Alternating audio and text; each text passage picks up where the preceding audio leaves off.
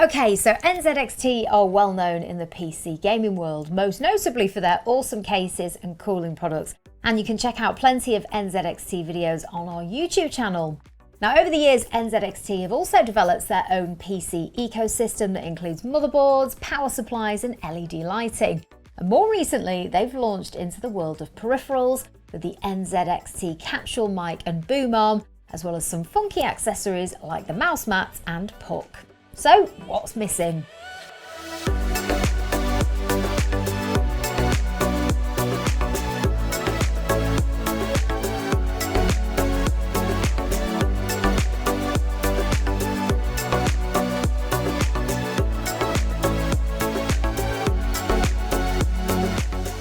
Yes, NZXT are now doing keyboards and mice.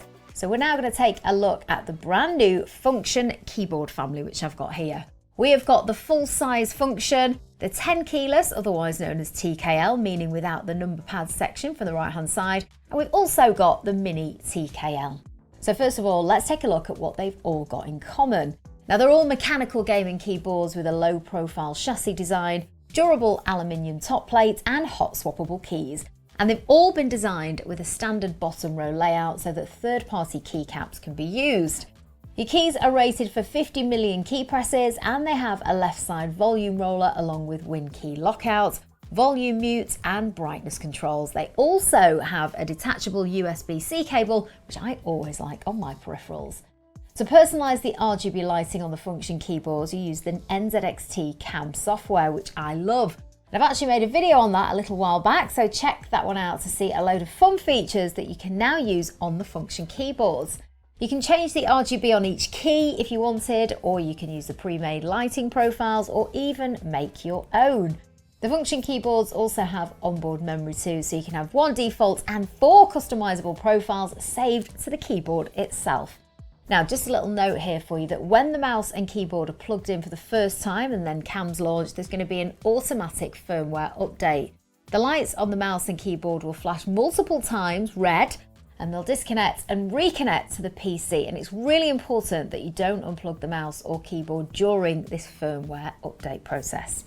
So moving on, let's take a look at the differences between the 3 options. Now, obviously the size and weight is going to be the main difference between them. They're all actually 40.3mm in depth, but the full-size Function comes in at 442mm in length by 127.8 in width. The TKL is 361.7 by 127.8, and the MiniTkL is a nice and compact 338.5mm by 123.4. Weight-wise, the full size is 910 grams and there's an extra 307 grams for the wrist rest. The TKL comes in at 778 grams with 254 grams for the wrist rest, and the Mini is 718 grams, but this one actually comes without a wrist rest, making it even more portable. The TKL is pretty much the same as the full-size Function, but without that 10-key section. This is a popular choice for sun gamers, whilst the smaller MiniTkL is a nice compact form factor that retains all of the keys of a 10-keyless keyboard, but in a smaller package, making it considerably narrower than most, and they've even managed to add in an F13 key and a dedicated macro key. All keys remain standard size, so you'll find that any TKL keycap set will be compatible. So as I said, super portable and neat if you're stuck for space or if you're often on the go with your gaming setup. So there's your overview and specs. Now let's see what our resident streamer Rage Darling thinks of them. So I've been checking out these NZXT keyboards and I'm actually really impressed. I played a couple of games of Overwatch trying out each of the keyboard individually to see how they performed, and I really like them. I feel like NZXT does a really good job at designing modern looking products, and these keyboards are no exception. I really like that there's 3 different sizes as well. Personally, I like the middle size because you get the full range of the keys, but without the added bulk of the full size, and the small one is just a little bit too small. Convenient for people that have a small limited desk size, but it is kind of dinky. What I do really like about the small keyboard though is the fact that it has an F13 key, which is really weird. It's meant to be an additional function key, potentially a keybind key. And what's also really interesting is the additional NZXT NZXT keycap on it as well, which I think is really, really cool. Another really awesome thing about these keyboards is that they come with keycap tools, not just to remove the initial keycap, but also to remove the switches. So the switches that the NZXT keyboards use are red switches, and they're completely silent, which is great for streamers and content creators, so you're not picking up the clickety-clacks on the microphone. But if you don't like them, you can actually remove them with one of the tools, which I've never personally seen before, but extremely easy to do.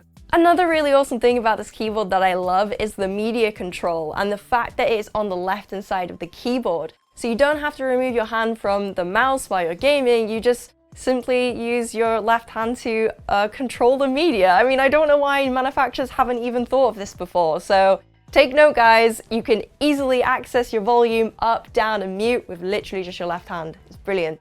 Overall, I really, really like these keyboards. They look sleek, they feel amazing, and they perform really, really well, and best of all, they're USB Type-C. So there you go, the full function family of keyboards. Let us know what you think. Is it something that you'd consider buying, and if so, which one would you go for? And of course, you can browse the whole range of NZXT function keyboards at scan.co.uk.